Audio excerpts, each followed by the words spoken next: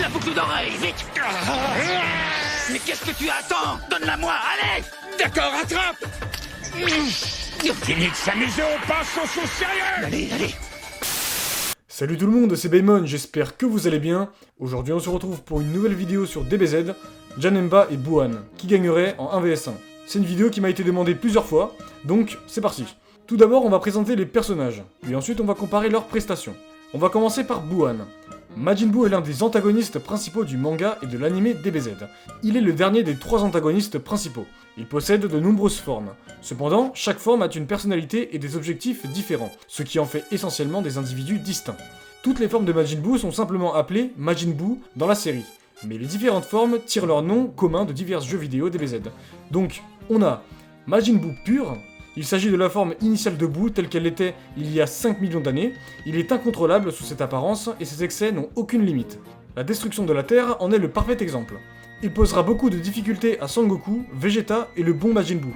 Ensuite, Buu Kaioshin du Sud absorbé.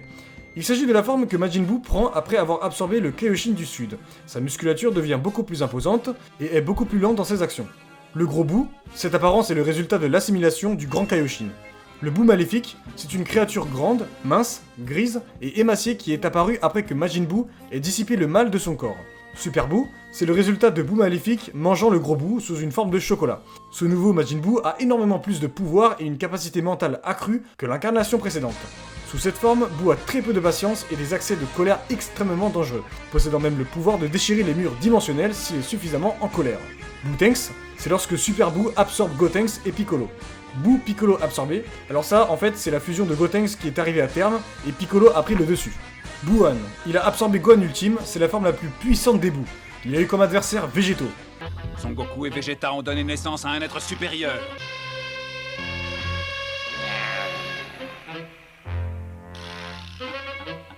Bon et bien on a fait le tour pour Majin Buu, maintenant on va présenter Janemba.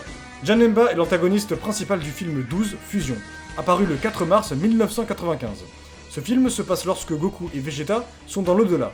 Donc Goku avait déjà combattu avec Majin Buu, car lorsque Goku se met en Super Saiyan 3, il dit que Janemba est le second adversaire contre qui il se transforme dans cette forme-là. Bref, pour présenter Janemba, il s'agit d'un concentré de toutes les auras maléfiques défuntes. Il a été créé accidentellement par la négligence de Saiki. Il se distingue sous 2 formes, une forme géante, puis ensuite on a la seconde forme où il est plus élancé et il change de couleur. Il est également beaucoup plus puissant. Pour la prestation de Janemba, il a géré facilement Goku Super Saiyan 3 et Vegeta en Super Saiyan 2. Ils sont beaucoup plus faibles que Janemba dans sa seconde forme. Goku et Vegeta se feront dominer. Après que Paikuan arrive pour leur faire gagner du temps, Paikuan va se faire démonter. Et ensuite ils vont fusionner avec la danse Métamol afin de devenir Gogeta. Par la suite, Gogeta va faire un boulot à Janemba, il va le démonter très rapidement. Pour Buwan, c'est très simple. Déjà de base, dans sa forme Buu-Tenks, il est largement plus fort que Gohan Ultime. Puis, lorsqu'il l'absorbe, eh bien il devient encore plus puissant. Et en plus, il possède son intelligence, et aussi son style de combat. Donc un Goku SSJ3 est loin du niveau de Buwan. Son Goku et Vegeta ont dû fusionner avec les Potala pour devenir Végéto. Alors Végéto SSJ1 a clairement joué avec Buwan, il s'amuse. Buwan, je le rappelle, il avait littéralement menacé de faire péter l'univers. Végéto durant un moment était inquiet, mais il l'en empêche. Bon, ensuite le combat continue, et le but de Végéto c'est de sauver ses amis à l'intérieur de Buu. Alors, il pouvait clairement vaincre Buwan, c'est certain, mais il avait un objectif différent. Bon bah du coup, qui est le plus fort entre Janemba et Buwan?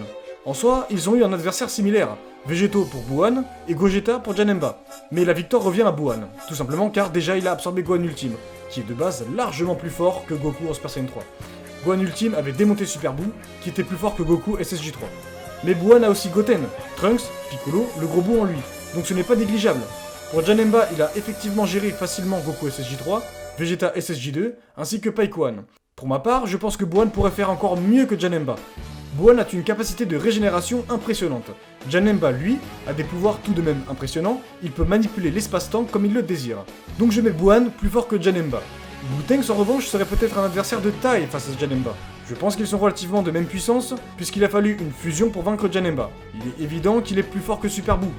Je le rappelle aussi, les ennemis dans les films DBZ sont en général plus forts que l'antagoniste de l'arc de la même période. Donc cette période-là, c'est tout simplement la période de Super Buu. Alors il y a une autre question aussi. Est-ce que Gogeta aurait vaincu Buwan?